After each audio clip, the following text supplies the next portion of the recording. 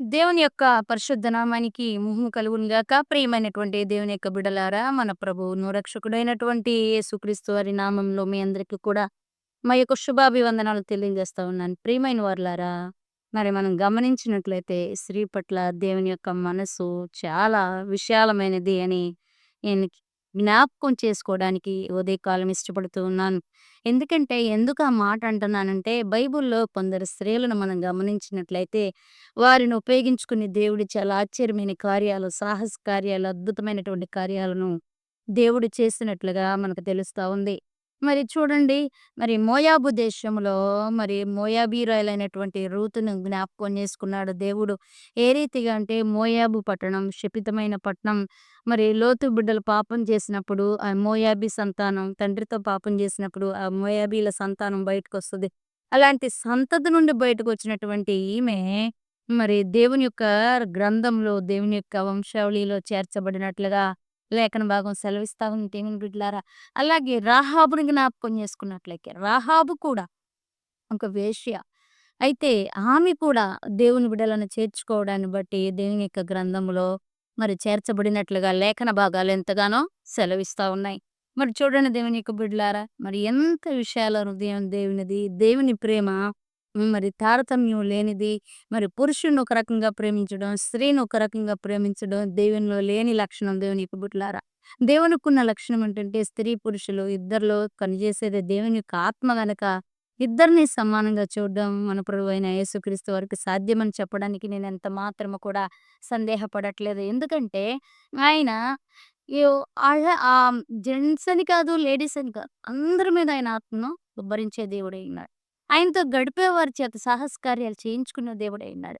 ఆయనతో ఉండేవారి చేత ఆయన శక్తిని ఆయన యొక్క పరిశుద్ధాత్మ శక్తితో నింపి తన బలముతో మరి ఆ భూలోకాన్ని తలక్రిందులు చేసేటువంటి కార్యాలు అది స్త్రీ అయినా, పురుషుడైనా దేవుడు చేయించుకునేటట్లుగా మనం చూడగలుగుతూ ఉన్నాం. చూడండి దేవుని యొక్క బిడ్డలారా, మరి ఒక ఆలోచన చేస్తే మరి మనం యోహాను సువార్త 8వ అధ్యాయంలో కొన్ని విషయాలు తీస్తే, ఒక స్త్రీ వ్యభిచారమందు పట్టబడతా ఉంది. ఒక స్త్రీ వ్యభిచారమందు పట్టబడినప్పుడు దేవుడేం చేస్తాడంటే, ఆ స్త్రీని మరి ఏమాత్రం కూడా మరి కించపరచలేదు. దేవుని బిడ్డలారా. అవమానపరచలేదు. అగౌరవపరచలేదు. ఎందుకంటే దేవుని మనసు అది కాదు. దేవుని బిడ్డల పట్ల, ముఖ్యంగా స్త్రీల పట్ల దేవుని మనసు మహా ఉన్నతంగా ఉంది. ఎందుకంటే ఆయన మహోన్నతుడైన దేవుడు కదా!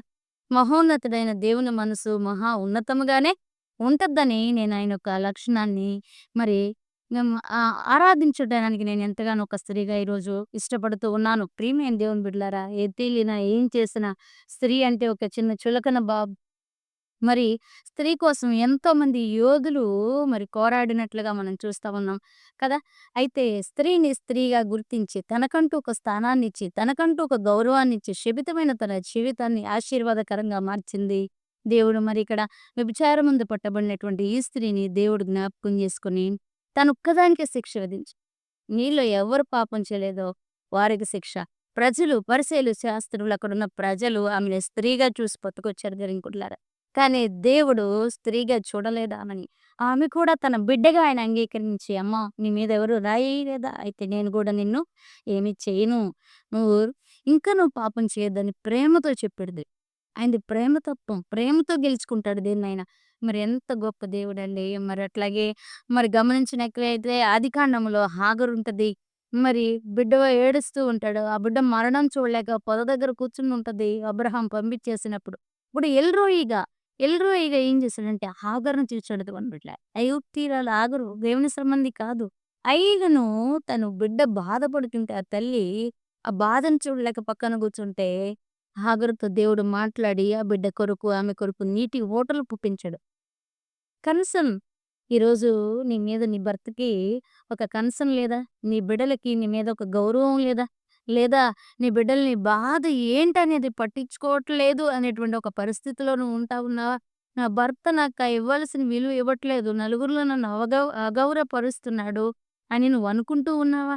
ఈరోజు నా పరిస్థితులు ఎట్లా ఉన్నాయంటే నాకు ఎక్కడా విలువ లేదు. తృణీకరింపబడిన జీవితం. ఏంటో నా జీవితం అనేటువంటి శారీరక బాధలతో మరి మానసిక రుగ్మతలతో, ఆధ్యాత్మిక రుగ్మతలతో మరి అన్ని రకాలుగా నువ్వు బంధింపబడి, పీడింపబడుతూ మరి కన్నీళ్ళే అన్నపానంగా నువ్వు భుజిస్తూ ఉన్నావా? నా దేవుడైన తండ్రి అయిన నా తండ్రి, నా దేవుడైనటువంటి యెహోవా, నా ప్రభువైనటువంటి యేసుక్రీస్తు వారు నన్ను బలపరిచే పరిశుద్ధాత్మ దేవుడు చెప్తున్నటువంటి విషయం ఏంటంటే, నేను నిన్ను ఏ వ్యత్యాసం లేకుండా ప్రేమిస్తూ ఉన్నాను. నేను నిన్ను ఏ వ్యత్యాసం లేకుండా క్షమిస్తున్నాను. నేను ఏ వ్యత్యాసం లేకుండా నా దగ్గరకి చేర్చుకునేటువంటి దేవుడను అని దేవుడు జ్ఞాపకం చేస్తా ఉన్నాడు దేవుని యొక్క బిడ్డలారా. నిజంగా ఆయన చనిపోయినప్పుడు గూడా మరి ముందెళ్ళింది ఆదివారం వెళ్ళింది స్త్రీలే సుగంధ ద్రవ్యాలు పట్టుకొని ఆయన సమాధి దగ్గరికి వెళ్ళినట్లుగా గూడా మనం చూస్తాం. స్త్రీ ప్రాముఖ్యత. అట్లాగే ఆయన భూస్థాపన కొరకు మరి మరి అత్తరుబుడ్డి పగలగొట్టి తను మరి దేవుని తన యొక్క పని కొరకు సిద్ధపరిచినట్లుగా కూడా ఒక స్త్రీని మనం చూస్తా ఉంటాం. మరి చూసారా దేవుని బిడ్డలారా?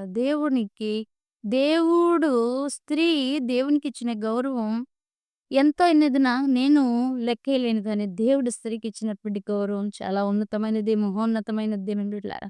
మరి ఈ యొక్క పాపంలో పట్టబడినటువంటి స్త్రీ యోహాను సువార్త 4వ అధ్యాయంలో కూడా ఒక స్త్రీ ఉంటది. పాపాత్మురాలైన స్త్రీ. ఆ స్త్రీ ఓ సుకార్ అనేటువంటి ఊరు దగ్గరికి, బావి దగ్గరకు ఆ స్త్రీ వస్తుందని ముందే ఎళ్లి ఆ యాకోబు బావి దగ్గర దేవుడు కూర్చుంటాడు దేవుని బిడ్డలారా. ఆ 12 గంటలకి ఆ స్త్రీ ఆ బావి దగ్గరకొచ్చినప్పుడు, ఆ స్త్రీతో చక్కటి సంభాషణ చేసి ఆ స్త్రీని తన బిడ్డగా మార్చుకుంటాడు దేవుని కుమారుల. నిజంగా ఎంత ఆశ్చర్యం అండి. మనం ఒక పాపంలో పట్టబడితే, ఏదంటే ఒక అహంకారం అనేటువంటి మనసుతో కేర్‌లెస్‌గా ఉంటే, మన మీద దుమ్మెత్తి పోసేవాళ్ళు, మనల్ని నిందలు పెట్టేవాళ్ళు ఎంతోమంది. కానీ దేవుడు ఏనాడు కూడా స్త్రీని అగౌరవపరిచినటువంటి పరిస్థితులు కనబడవు దేవుని యొక్క బిడ్డల. ఎంత ఆశ్చర్యం. న్యాయాధిపతిగా దెబోరాను దేవుడు ఎన్నుకున్నాడు దేవుని బిడ్డల. తన చేత యుద్ధం చేయించాడు. తను తీర్పు తీర్చేటువంటి ఒక ఉన్నతమైనటువంటి స్థితిలో దేవుడు పెట్టాడు. ఎందుకంటే దేవునికి స్త్రీ పట్ల ఒక దేవుని మనసు అందరి మనసులాగా స్త్రీ పట్ల లేదు.